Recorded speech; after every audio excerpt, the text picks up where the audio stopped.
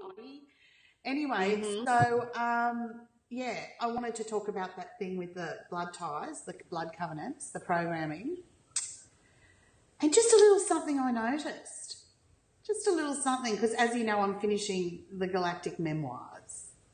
Yes. And so, you know, some things come to me or whatever, and something I noticed was the religions that use a moon calendar, where do you think their energy's going? To the matrix. It would have to, because the moon itself is inorganic. Well, it's to the Saturn moon agenda at least. Yahweh, Oh, the Saturn. that's actually a bit shit, because I just bought myself a moon diary. That's all right. Hey, it's good to know. You know how to work. True. And it's great to record things. And, you know, there's that fantastic thing with the moon diary about when the moon's in your sun sign and, you know, you can get the juju of the pineal secretion. You know, that thing? Of course. Oh, God. Okay, so no, we put that on Family of Ra page. So what that is I'll find the video link and put it up. It's a guy that talks about on your birthday, or say you're a Leo, right? When the moon goes through Leo, a certain experience happens from the pineal. It secretes a particular secretion. Travels down the spine and then back up over the 3 days, but it's quite an orgasmic experience. It's said to be the juju, etc. I mean, really, for me, glands are the new black. You know what I mean? Because if you look at that calendar, what you can do is you can look into your astrological thing and have a look at how the glands behave. Right. So there'll be a time, for instance, when your moon sign is in your moon sign, right? And you can ovulate spontaneously then, as well as your normal ovulation time. Like, there's lots of things to do with the moon that affects this body, because I think what they are doing is they're using the moon as the main broadcast station. Right. And somehow it's working on either the magnetics in the water, right? Or there's a frequency that it's using to control us, or manipulate is a better word. Because really, no one can control you. It's only you. You know what I mean? When you take back your sovereignty, you can be manipulated, but it's fucking hard to be controlled. That's very... Well, the way even just the moon has an effect on the oceans and on the emotions of people through the cycles. I mean, absolutely. But I wonder, though, by following the moon, like these transitions within the moon signs and everything, there's still matrix constructs because it's an inorganic source. So I suppose it's really healthy to be aware that you're not actually dealing with organic cycles. Well, look at it as something that's mapping an organic cycle. Okay, all right. Right? So it's looking to manipulate it. Right? But if you're holding that cycle... See, I mean, again, it comes back to this. I don't think we have a 28-day reproductive cycle on the organic timeline. I think that's all enforced, that sort of thing. So when I talk about that, when we're talking about organic, it's probably misleading, you know? Yeah, that's very true. I mean, fucking stop, rewind, pause, or maybe pause, stop, rewind. Whatever. I just think, or I feel in that whole thing that I've disconnected myself from the moon and all fuckery to do with programming, any frequencies, etc. I'm just watching it from afar. What I'm saying is the natural thing that will happen with me once a month is that the secretion will come down from my pineal gland, right? And I can use that calendar to track it. Doesn't mean I'm connecting into that calendar.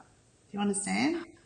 I get ya. Until you know how to feel it in yourself, then use those tools. But it's going to come back to... See, I don't think the moon's organic at all. at all. You know, at all. So with that in mind, it's like I'm disconnecting myself from that organic structure. I'm saying that if you notice a lot of the moon cults, they never are worshipping Mu. A lot of them are patriarchal. Right? Yeah. But even when you look at all the like skewed now, you know, version of paganism, right? They're worshipping the moon, but they've got a connection with Mu, but they're still worshipping, sending their energy out to something. Yeah, of course. That makes a lot of sense. So all it needs is for something to come in and fucking disguise itself in some way, shape or form, or tell you it's blah, blah, blah, and you don't know the difference, and you're fucking off you go. Yeah. You know? There was, when I was doing, you know, the women's work or the women's mysteries, however long ago. I like it. We were, you know, I was taught. Say what? Yeah, sorry. Yeah. Sometimes you cut out and I'm like, oh. I was taught that basically, you know, women cycle with the moon, men cycle with the sun. And so ultimately, this is what I was taught. And that it's not like the moon was a worship of the feminine, but it was so closely associated with the feminine and the nature of the feminine. So it's not like that it was like a new goddess, but it was talked about as a goddess. And to love to harness the, you know, the potential, the creativity of what happens for a woman through that 28, 30-day cycle. Do you know what I mean? They'd love to say, yeah, come, give this energy to the dead rock. Yeah. You know, while the men get fed constantly by the sun. Get fucked. Oh my God. Yeah. It's like no, the sun, the real sun, is an externalization of Mumu's soul star, and it feeds us all. The real sun. Yeah. Not that fucked out in the sky.